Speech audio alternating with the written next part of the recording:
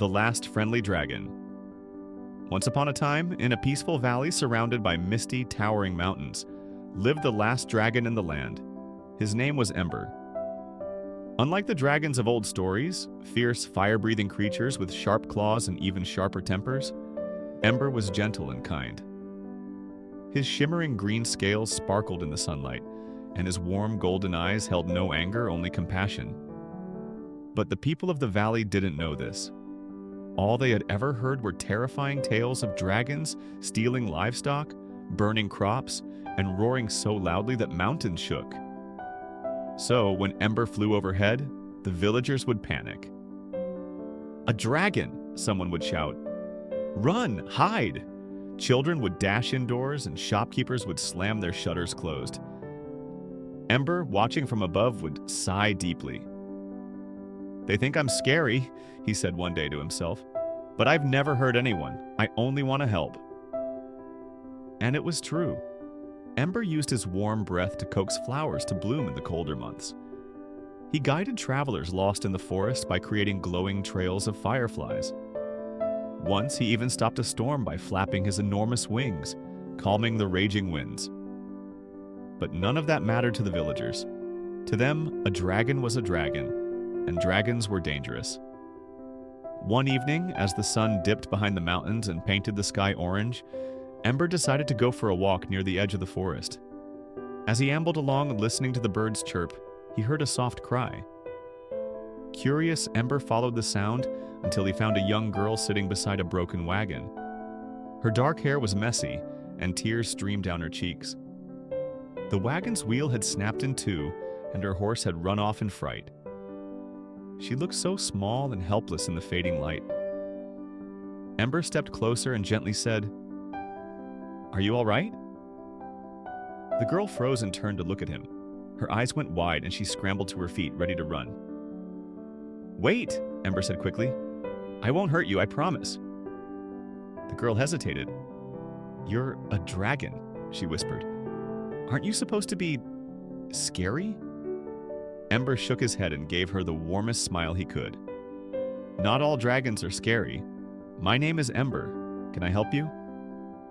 Still unsure, the girl took a step back but didn't run. "I'm Lila," she said softly.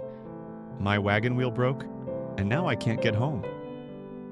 "Don't worry," Ember said. "I can fix it." Carefully, he picked up the wagon with his strong claws. Using fallen branches and vines, he repaired the broken wheel. Then, with one gentle puff of his warm breath, he dried Lila's tears. The girl blinked in surprise, then giggled. "Your breath feels like a summer breeze," she said. "Thank you, Ember." When Ember finished, he offered to carry her home. At first, Lila was nervous, but when she climbed onto his back, she realized how soft his scales felt. As Ember flew through the starry night sky, she laughed with joy, feeling the cool wind in her hair. When they reached the village, the sight of Ember landing caused an uproar. People screamed and ran indoors. Someone even shouted, "Lila! Get away from that beast!" "No," Lila yelled, standing bravely in front of Ember. "And he's not a beast. He's my friend. Ember fixed my wagon and brought me home." The villagers peered out from their windows and doors, unsure whether to believe her. But Lila didn't stop. She told them about how kind Ember was, how he didn't breathe fire to destroy but to help, how he had carried her through the sky without a single scratch. Slowly, a few of the braver villagers stepped forward. One asked nervously, "Is it true? You're kind?" Ember nodded.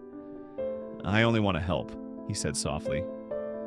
The villagers didn't completely trust him yet, but Lila wasn't ready to give up.